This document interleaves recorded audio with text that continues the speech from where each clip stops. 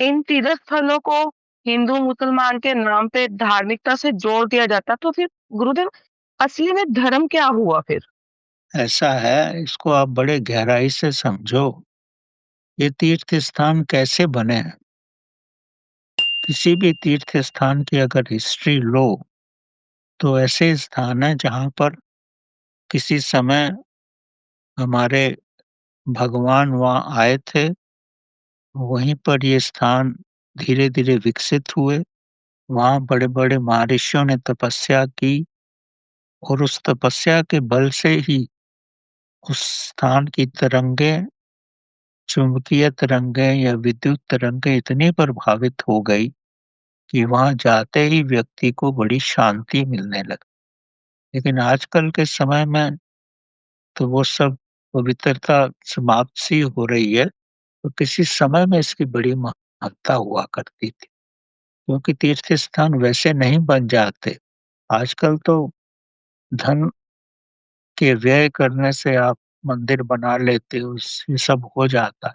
लेकिन उस समय वैसा नहीं था, तीर्थ स्थान धीरे-धीरे ही विकसित हुए, क्योंकि वहाँ प्रभु का खुद पदारोपण हुआ था और वहाँ पे लोगों ने भक्ति की, तपस्या की और इसीलिए वो स्थान चुंबकीय स्थान बना। अभी कहीं जाने की भी ज़रूरत नहीं है, अगर आप स्वयं के अंदर ही जाओ, तो सबसे बड़ा तीर्थ स्थान तो वही है। गुरु नानक ने तो बिल्कुल स्पष्ट शब्दों में कहा है कि तीर्थों पे जाने की भी ज़रूरत नहीं है। आपके अंदर ही सब तीर्थ हैं। प्रभु का नाम लोगे, एक होकर के वो तीर्थ स्थान से भी बढ़कर है।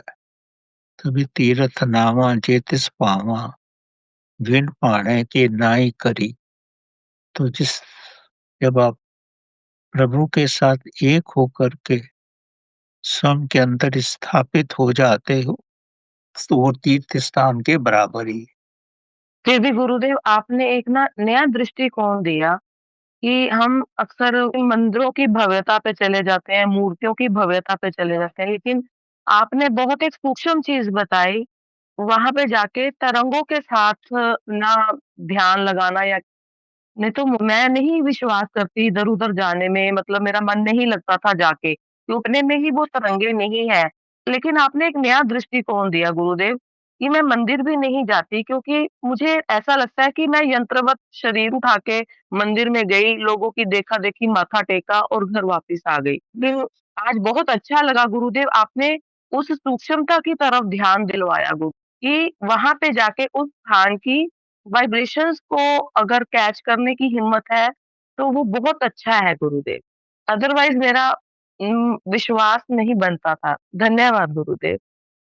ये मेरा निजी अनुभव है जो मैंने इसमें बताया। आप भी करो तो आपको भी अनुभव होगा।